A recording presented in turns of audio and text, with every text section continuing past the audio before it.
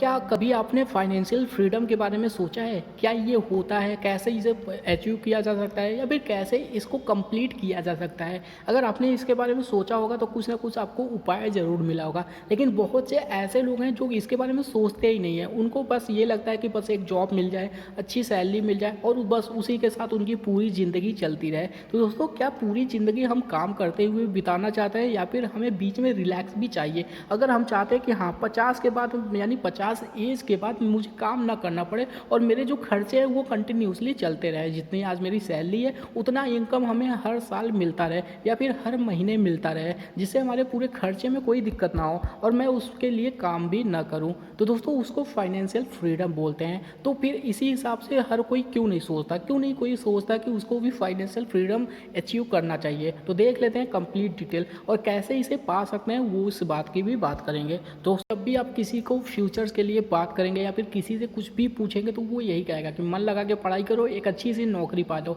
या फिर गवर्नमेंटेड नौकरी पा लो। बस क्या गवर्नमेंटेड नौकरी से काम चल जाएगा?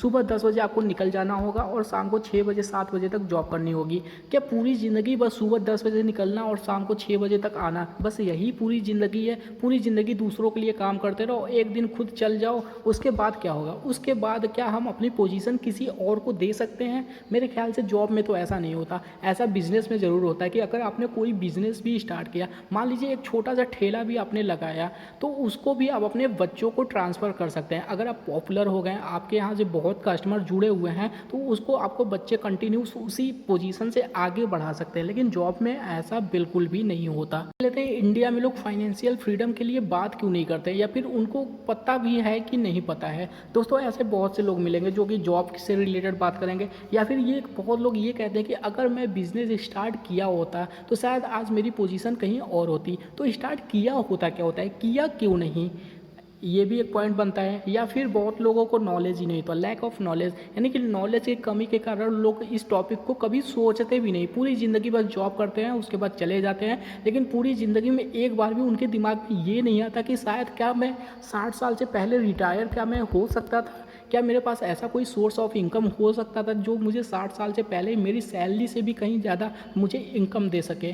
शायद कोई सोचा ही नहीं होगा। अगर उसके अलावा कुछ बात करें तो हमें क्या ज़रूरत है और हमें इसकी ज़रूरत क्यों है? क्या सच में मुझे इसकी ज़रूरत है या फिर हम सबको इस चीज़ की ज़रूरत है? बिल्कुल ज़रूरत है। अगर आप एक अच्छी लाइफ चाहते हैं, अगर आप चाहते हैं कि नहीं 40-50 साल के बाद मैं जॉब नहीं करना चाहता, उसके बाद मैं जो चाहूँ, जो मेरा पैशन होगा, जो मेरा ड्रीम होगा, मैं वो करूँ, लेकिन मुझे कोई फाइनेंशियली कोई दिक्कत ना हो, तो फिर शायद आप इसके बारे में ज़रूर सोच सकते हैं। फाइनेंशियल फ्रीडम इसलिए चाहिए ताकि हमारा जो रिटायरमेंट है वो सिक्योर हो सके। चाहे तो हम टाइम से पहले रिटायरमेंट भी ले सकते हैं या फिर एक अच्छी लाइफ स्पेंड कर सकते हैं, यानी कि चाहे तो कहीं घूमना या फिर जो हमारा पैसन है, जो हमारा ड्रीम है, उसको एक टाइम के बाद सिर्फ उसी को फॉलो कर सकते हैं विदाउट किसी फाइनेंशियल सोचे।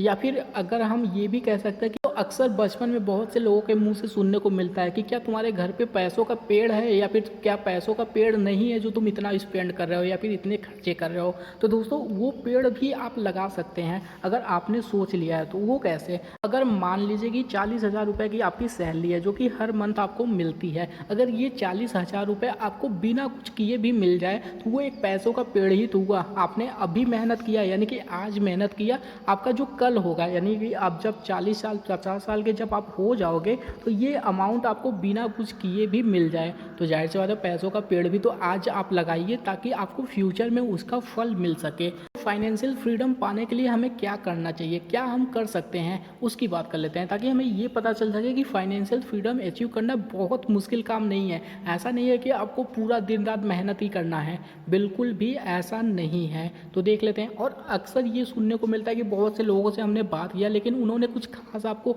रिस्पॉन्स नहीं दिया, यानी कि अगर अपने पापा चाचा मामा किसी से भी पूछते हैं तो वो अक्सर एक ही बात बोलते हैं आपको कि अगर इसके बारे में आपने बात किया तो वो ये बोलेंगे कि एक अच्छा नंबर लाओ, बहुत अच्छी पढ़ाई करो या फिर बहुत अच्छे पोस्ट पे आप जॉब करो, तभी आपको कुछ फाइनेंशियली फ्रीडम की बातें सोच सकते हो। तो बहुत अच्छी जॉब का मतलब क्या होता है? 60,000 रुपये महीने का, 80,000 रुपये महीने का।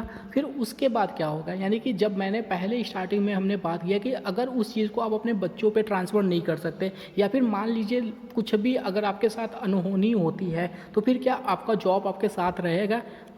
बिल्कुल भी नहीं, क्योंकि जाहिर सी बात है, आप जब काम करेंगे तभी आपको पैसे मिलेंगे। जॉब में तो यही तो मतलब है कि जब तक आपके ने काम किया तब तक आपको पैसे मिलेगा। जब आपने काम करने लायक आप नहीं बचे या फिर आप काम करना बंद कर दिए तो फिर आपको कोई भी इनकम नहीं मिलने वाली है। तो क्या ऐसी ज़िंदगी जीना बेटर है? क्योंकि आजकल तो बहुत कुछ हो जाता है, तो अगर उस चीज़ को हम किसी को ट्रांसफ़र नहीं कर सकते हैं या फिर उस चीज़ फिर अगर किसी को हम अपनी लाइफ का पार्ट दे रहे हैं, अगर मान लीजिए हमने 20 साल जॉब किया तो 20 साल बाद क्या वो ज़िंदगी भर हमें बैठा के खिला सकता है? बिल्कुल भी नहीं, क्योंकि अगर हमने जॉब छोड़ा जैसे ही वैसे भी हमारी सैलरी तुरंत रुक जाएगी। तो आगे का हम क्या कर सकते हैं उसकी बात यानी दोस्तों, जितना मेहनत अगर आप मान लीजिए किसी पोजीशन में जाने के लिए कोई भी गवर्नमेंट जॉब पाने के लिए आज आप खूब मेहनत करते हैं, तो कल को आपके बच्चों को भी मेहनत करना पड़ेगा, क्योंकि उन्हें भी अगर जॉब चाहिए या फिर उन्हें भी अपना फ्यूचर सिक्योर करना है तो सेम टू सेम मेहनत, शायद उससे कहीं ज़्यादा मेहनत उनको खुद करना पड़ेगा। इसका मतलब है कि बहुत ज़्यादा जॉब में आपको सिक्योरिटी नहीं मिलता है। हालांकि ऐसा लोगों को लगता है कि जॉब बहुत सिक्योर है, क्योंकि हर महीने आपको कुछ अमाउंट तो मिलता ही जाता है, हर महीने आपकी सैलरी आपके अकाउंट में आती जाती है। लेकिन दोस्तों, वो हर महीने जो सैलरी आ रही है इसका मतलब ये नहीं है कि आप सिक्योरिटी फील करो, क्योंकि जैसे ही आपने काम करना बंद कर दिया आपको कोई भी पैसे नहीं मिलने वाले हैं।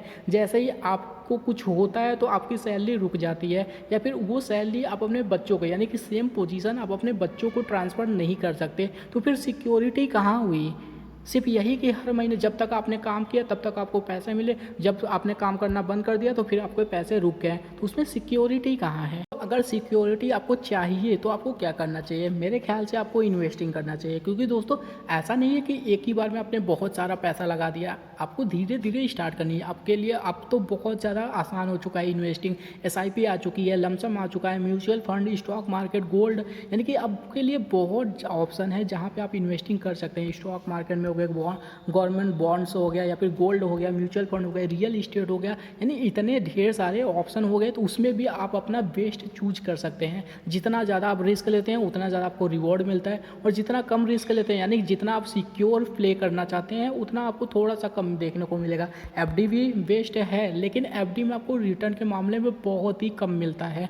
तो दोस्तों देख लेते हैं क्या कौन सा इसमें से बेस्ट है, यानी कि आपके लिए कौन सा बेस्ट हो सकता है। तो स्टॉक मार्केट सबसे ज़्यादा बेस्ट है, लेकिन नॉलेज वही कमी फिर फंस जाती है कि अगर नॉलेज ही नहीं है तो फिर स्टॉक मार्केट में हम इन्वेस्ट कैसे करें। तो दोस्तों म्यूचुअल फंड के साथ जाइए। म्यूचुअल फंड में तो आपको कुछ भी नहीं करना है, बस हर महीने की एसआईपी आपको कंप्लीट करनी है बस, या फिर लमसम, यानी कि एफडी आप करते हैं तो आप यहाँ पे लमसम करिए, उसमें भी आपको बहुत ज़्यादा बेनिफिट मिलता है। आप चाहे तो म्यूचुअल फंड में इक्विटी का प्लान चूज़ कर लीजिए, यानी कि यह इक्विटी प्लान आपको स्टॉक मार्केट में इनडायरेक्टली इन्वेस्ट करने का मौका भी देता है। आपको कुछ करना नहीं, हर महीने बस पैसे लगाने हैं, अब बाकी आपका जो म्यूचुअल फंड का जो मैनेजर होगा सारा वो संभाल लेगा, बदले में आपको अच्छा खासा रिटर्न भी देगा। अगर कोई भी एक आप अच्छा ढूंढते हैं म्यूचुअल फंड का, कोई भी एक अच्छा फंड सेलेक्ट करते हैं, तो उसमें आपको कम से कम 12 से 15%, 18%, अब तक तो 20-20, 25-25% तक का रिटर्न आपको दे देती है कंपनियाँ। तो मेरे ख्याल से आपके लिए ये परफेक्ट है। तो ऐसे ऑप्शन आप चूज़ करिए और इन्वेस्टिंग करिए जिससे आपका कल सिक्योर हो सके। मान लीजिए आपने अभी इन्वेस्टिंग कर लिया, आप बहुत पहले से, यानी कि आप 30 साल के हो तब से आपने इन्वेस्टिंग स्टार्ट किया है, तो आप 50 साल यानी 20 साल 25 साल बाद आप सोच सकते हैं कि हाँ, टाइम से पहले मैं रिटायरमेंट ले लूँगा और वो मेरी जो इनकम का सोर्स है वो लगातार आता ही रहेगा, हर महीने आपको उतना इनकम मिलता ही रहेगा। तो मेरे ख्याल से ये आपके लिए परफेक्ट होगा। और जो आपका म्यूचुअल फंड का अमाउंट है वो तो आपका सिक्योर है ही, और उसको आप अपने बच्चों को या फिर किसी को भी ट्रांसफ़र भी कर सकते हैं। आपको कल को कुछ हो भी जाता है तो भी आपकी इनकम का जो सोर्स है वो नहीं रुकने वाला है। तो मेरे ख्याल से इस बारे में आपको ज़रूर सोचना चाहिए। तो चलिए दोस्तों, आज के लिए इतना ही। वीडियो को लाइक करें, शेयर करें, सब्सक्राइब करें। अगर समझ में आया हो तो कुछ लोगों को शेयर भी करें।